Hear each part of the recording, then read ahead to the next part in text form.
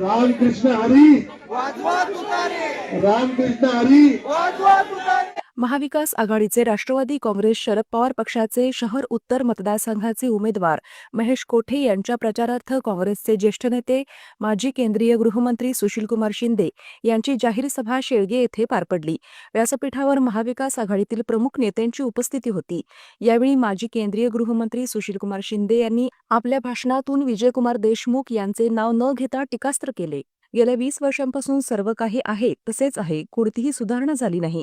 जो माणूस सकाळी जाऊन सही करतो, दुपारी कॅन्टीनमध्ये जातो आणि संध्याकाळी घरी जातो, अशा माणसाला 5 वर्षे निवडून देणार का? कधी डोळे उघडून हद्दवाढ बघितली नाही, सोयीसुविधा बघितल्या नाहीत, लोकांच्या पाण्याचा प्रश्न बघितला नाही, अशी टीका आमदार विजयकुमार देशमुख यांचे नाव न घेता टीका केली.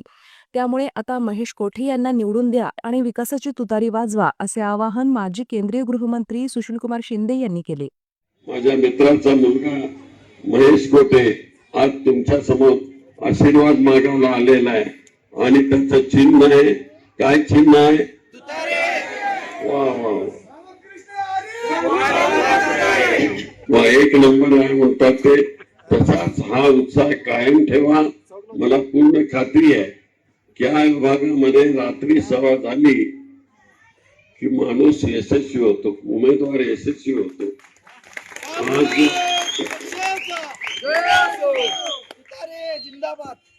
आज खरं म्हणजे महेशने काम केलेलं आहे ते सांगतील.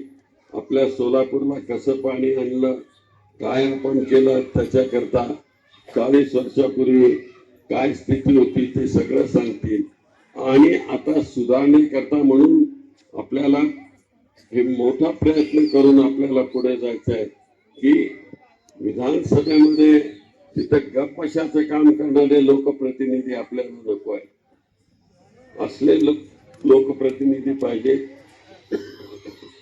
की तिथं झगडणारे लोकांच्या करता झगडणारे लोकप्रतिनिधी पाहिजे.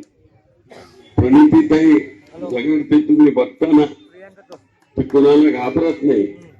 आणि तुम्ही प्रणितीताईला निवडून दिले तर ती प्रणिती आता खासदार झाली.